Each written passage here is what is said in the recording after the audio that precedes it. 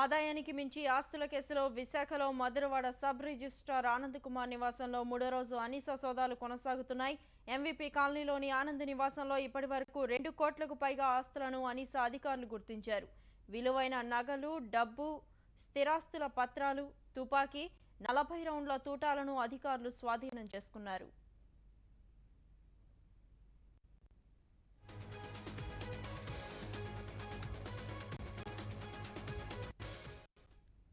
ఇక అనిసా సోదాలకు సంబంధించి మరింత సమాచారం మా ప్రతినిధి అనిల్ అడిగి తెలుసుకుందాం. అనిల్, చెప్పండి, అవినీతి నిరోధక శాఖ తనిఖీలు ఏమైనా పురోగతి ఉందా?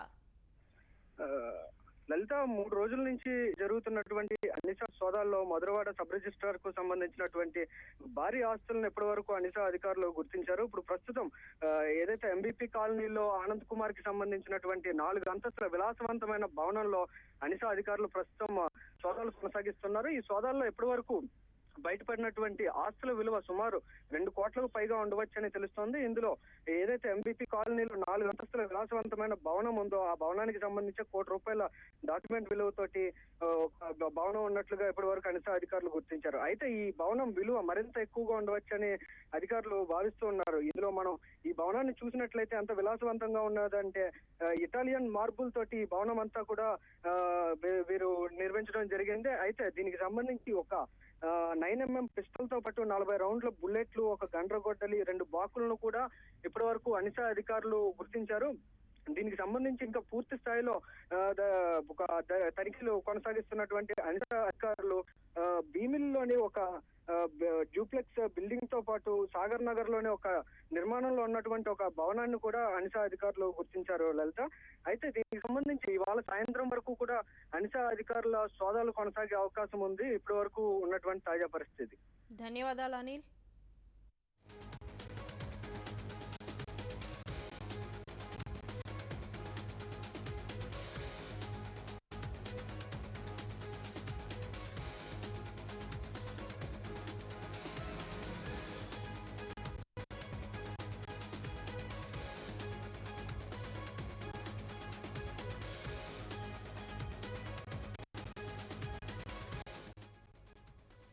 ఆదాయానికి మించిన ఆస్తుల కేసులో విశాఖలో మధురవాడ సబ్ రిజిస్ట్రార్ ఆనంద్ కుమార్ నివాసంలో మూడో రోజు అనిసా సోదాలు కొనసాగుతున్నాయి.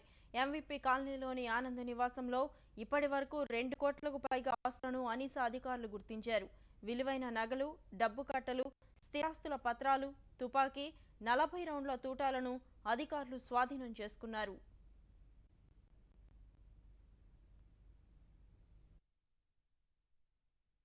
సోదాలు ఇంకా ప్రోగ్రెస్లో ఉన్నాయి. ఇప్పటిదాకా మనకి ఏంటంటే ఇది 4th ఫ్లోర్ విలాసవంతమైన బిల్డింగ్. ఇంటి దగ్గర నుంచి వాటర్ ట్యాంక్ దాకా కూడాను ఎవ్రీ ఇంచ్ ఆఫ్ స్పేస్ కూడా చాలా వాల్యుబుల్. దీనికి వాల్యూ మనం ₹1 అన్నాం కన్స్ట్రక్షన్ వాల్యూ, బట్ ఇప్పుడు ఇది సుమారుగా 2.5 కోట్ల దాకా ఇది ఉంటుంది. ఇంకా డాక్యుమెంట్స్ విషయంలో కూడాను మనకి మా లెక్కలో ఉండే డాక్యుమెంట్స్ కాక అదనంగా డాక్యుమెంట్స్ దొరికినాయి. గోల్డ్, క్యాష్, లాకర్లు కూడా ఉన్నాయి. అవి మనం పరిశీలించాల్సి ఉంది.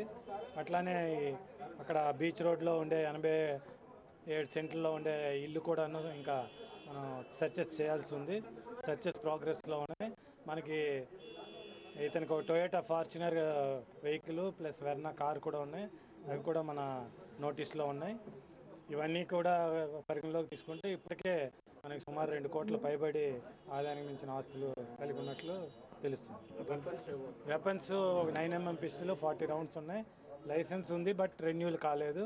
రెన్యూల్కి రాసినట్టు మనకి అందులో కనిపిస్తూ ఉంది. అట్లానే ఒక యాక్స్ ఉంది, అలానే స్టిక్స్ కూడాను ఉన్నాయి. కారులో కూడా మనం అది గమనించాం.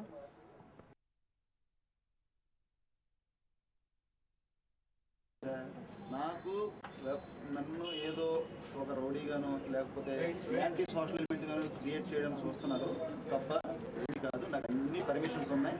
నాకు లైఫ్ థ్రెట్ ఉంది కాబట్టి నేను